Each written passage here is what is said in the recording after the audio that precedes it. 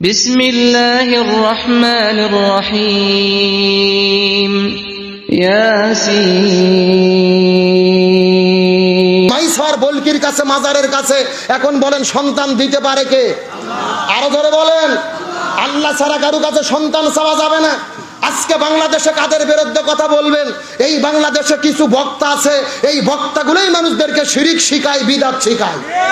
এমনও বক্তা আছে আল্লাহর নামে জিকির করে না, জিকির করে বাবার নামে। জোরে বলেন কার নামে?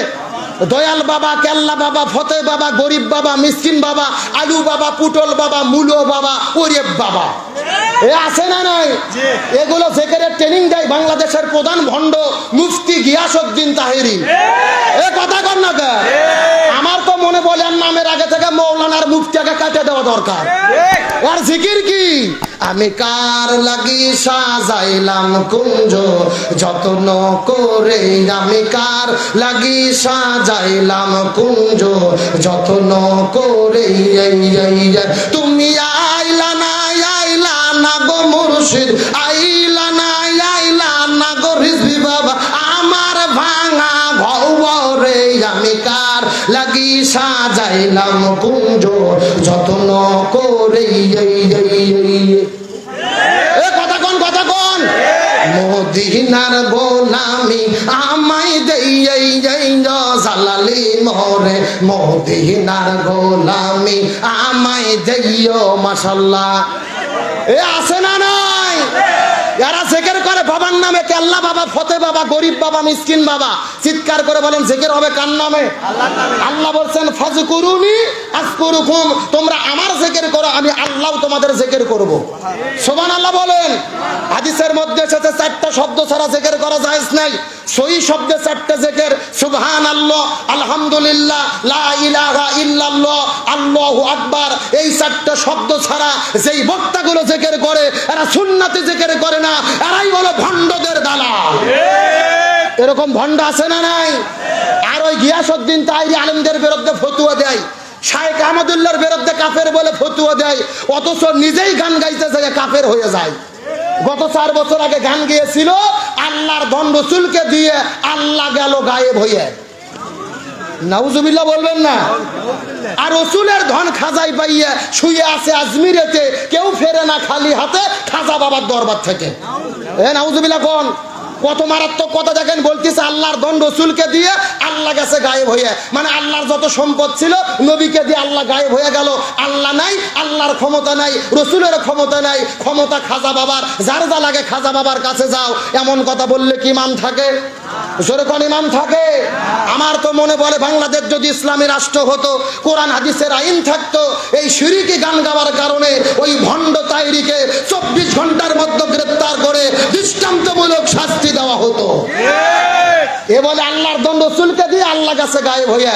আমি বলছি না, শয়তানের ধন তাহেরিকে দিয়ে শয়তান কাছে গায়েব হইয়া।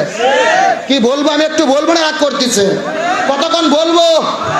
শয়তানের ধন তাহেরি রে দিয়া গেলেন শয়তান গায়েব হইয়া। শয়তানের ধন তাহেরি পাইয়া ঘুরতি আছে মাহফিলে, কেউ ফেরে নাই মান নিয়ে ভণ্ড তাহেরির মাহফিল থেকে। আরো জোরে কোন?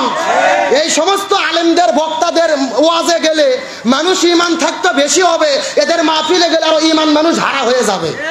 তবে ধরা পড়েছে মুফতি গিয়াসউদ্দিন তাহেরি, ধরা খাইছে তাহেরি। মুফতি আলী হাসান ওসামা তাকে চ্যালেঞ্জ করেছে 48 ঘন্টা, অনলাইন অফলাইন কোথায় পারবা আসো, তোমার সঙ্গে চ্যালেঞ্জ করব। মুফতি তারপরে তাহেরির কোনো খবর নাই, খুঁজে পাওয়া যাচ্ছে না। তার মানে বোঝা যায় শক্তের ভক্ত নরমের জম। কথা কর না কে? শাইখ আহমদুল্লাহ কথা বলে না, চুপ থাকে থেকে তার বিরুদ্ধে লেগেছে। তাহেরির বিরুদ্ধে ফতোয়া দিয়েছে আলাউদ্দিন জিয়াদি। ও বলেছে তাহেরি হলো বাউল বক্তা, এই তাহেরির পেছনে নামাজ হলে, নামাজ পড়লে নামাজ হবে না। আল্লাহু আকবার বল। এটা আমাদের ফতোয়া না, আলাউদ্দিন জিয়াদি ওরই জাত ভাই, ওরই ঘরনার ভাই, আটরশি দরবারের যিনি একটা আলেম, সে ফতোয়া দিল তার বিরুদ্ধে। আজকে আমরা শাইখ আহমদুল্লাহর পক্ষে কথা বললে তাহেরির ভক্তরা বলে আমরা শাইখের দালাল। আমরা বলতে চাই, ও তাহেরি ভাই, আলাউদ্দিন জিয়াদি কার দালালি করতেছে একটু প্রকাশ করো জাতির সামনে। ও বলতেছে তাহেরি হলো বাউল বক্তা, তার কারণ তাইরির ভেতরে আর মমতাজের মধ্যে কোনো পার্থক্য নাই। এ কথা কর না কা? ওই তাইরি মাইক পাইলেই নাচানাচি, মাইক পাইলেই লাফালাফি। ওই তাইরির গান বিয়ের বাড়িতে চলে, মমতাজের গানও বিয়ের বাড়িতে চলে। তাইরির গান হিন্দুদের পূজায় চলে, মমতাজের গানও পূজার মধ্যে চলে। তার মানে বোঝা গেল মমতাজ আর তাইরির মধ্যে কোনো পার্থক্য নাই। এ জোরে কোন? ওরা হলো জাত ভাই বোন, মানে কোম্পানি একই, শুধু মডেল আলাদা। কথা কোন? মানুষ কত জাহিল হতে পারে। আমার দিকে তাকান, গত 2 দিন আগে দেখলাম গিয়াসউদ্দিন তাইরি লিচুর গাছে চড়েছে। এক বাদা লিচু পাড়ার পরে বলতিছে এই লিচু আমি শায়েখ আহমদুল্লাহকে হাদিয়ে দেব, মুফতি আমির হামজাকে হাদিয়ে দেব, তারা যদি আমার কাছে ক্ষমা চায়। আরে ভাই, এই সমস্ত বক্তাদেরকে দেখে বোঝার বুদ্ধি নাই, এরা বক্তা নাকি টিকটক আর পার্থক্য বোঝা যায় না। এ যুবকেরা কথা বলো। আর যেভাবে তার বডি ল্যাঙ্গুয়েজ, কথা বলার ধরন, এরা লেডিস না জন্ডিস বোঝার কোনো বুদ্ধি নাই। এই জন্য বলতে চাই, আর দয়া করে ফতুয়াবাজি করো না। শায়েখ আহমদুল্লাহর বিরুদ্ধে এক ভণ্ড হুজুর গান গেয়েছিল, ও শায়েখ আহমদুল্লাহ তুমি ক্ষমা চাও না, কি ভুল করেছো তুমি বলো না। সিনেমার গান নকল করে গাইলো গান। গতকালকে লাইভে সেই ভণ্ড বক্তা বলতিছে আমি খুবই বিপদে পড়েছি, আমাকে একটু হেল্প করেন, আমাকে সাহায্য করেন, এলাকার মানুষ আমাকে দেখতে পারতেছে না, যেখানেই যাই অপমানিত হচ্ছি। আমরা বলি এ ভণ্ড বক্তা, দুনিয়াতে শুধু অপমানিত নয়, তুমি মরিয়া দেখো ফেরেশতারা তোমাদের জন্য লাঠি আর বাটাম নিয়ে রেডি আছে। তার কারণ কি? তুমি হক্কানি আলেমের বিরুদ্ধে কথা বলেছো। ও বলতিছে আমার গোপন ভিডিও ভাইরাল করে দিতে পারে। আমাদের এলাকায় একটা কথা আছে, চোরের মন, যখন চোরের মন। কে রে, তোর গোপনে কি এমন ভিডিও আছে তোর এত ভয় লাগে কে? আমার তো মনে চাচ্ছে একে গণধোলাই দিয়ে রিমান্ডে নিয়ে বের করা দরকার, এর জীবনে কত ভণ্ডামি আছে। সুতরাং আমরা বলতে চাই, আলেমদেরকে বলবো আর দলাদলি করবেন না। আমাদের পিঠ দেওয়ালের সঙ্গে ঠেকে গেছে। এই বাংলাদেশে আলেমরা যদি আমরা এক হতে না পারি, এই মুসলমানদের বাংলাদেশে আরো 12টা বাজবে। সুতরাং আসুন, আল্লাহ আমাদেরকে এক হওয়ার মতো তৌফিক দান করুক, বলেন আমিন। তাহলে হযরত ইব্রাহিম আলাইহিস সালামের জীবনে পরীক্ষা নিচ্ছেন কে? আরো জোরে বলেন। আমার প্রিয় বন্ধুগণ, মুসলমান ভাইরা গভীর মনোযোগ। হযরত ইব্রাহিম আলাইহিস সালামের 86 বছর বয়স হয়ে গেল, যখন সন্তান আসে না, সন্তান চাই কার কাছে? একটু জোরে কথা বলেন।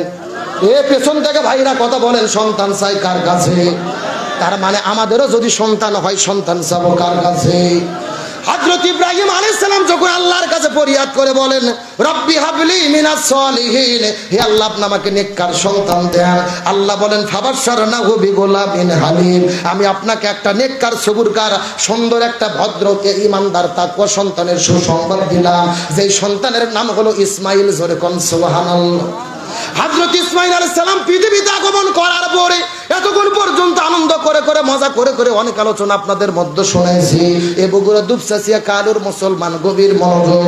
আর 5-10টা মিনিট আপনাদের মধ্যে কথা বলবো, কান খাড়া করে বোঝার চেষ্টা করবেন।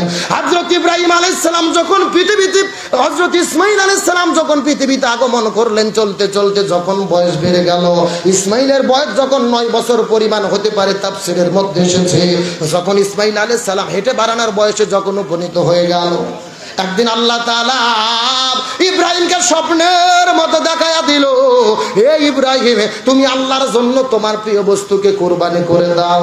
ইব্রাহিম আলাইহিস সালাম যখন স্বপ্ন সকালবেলা ভেঙে গেল, কিতাবের মধ্যে এসেছে হযরত ইব্রাহিম আলাইহিস সালাম সকালবেলা ঘুম থেকে ওঠার পরে 200 উট নিয়ে চলে গেলেন কুরবানি করার জন্য। পরের দিনে আবার যখন ইব্রাহিম নবী ঘুমের মধ্যে চলে যায়, কে যেন স্বপ্নের মধ্যে আবার এসে ডাক দিয়ে বলে ইব্রাহিম আল্লাহর সন্তুষ্টির জন্য তুমি প্রিয় বস্তুকে কুরবানি করে দাও। ইব্রাহিম আলাইহিস সালাম 2 নম্বর দিনে আবার 200 উট নিয়ে যে আল্লাহর নামে কুরবানি করলেন, কুরবানি কবুল হয় না।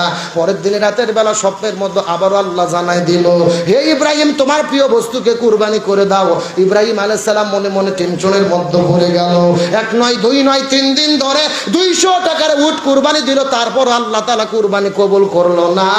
ইব্রাহিম নবীর বোঝা তো আর বাকি থাকলো না। ইব্রাহিম নবীর জীবনের সবচেয়ে মূল্যবান সম্পদ হলো তার সন্তান ইসমাইল।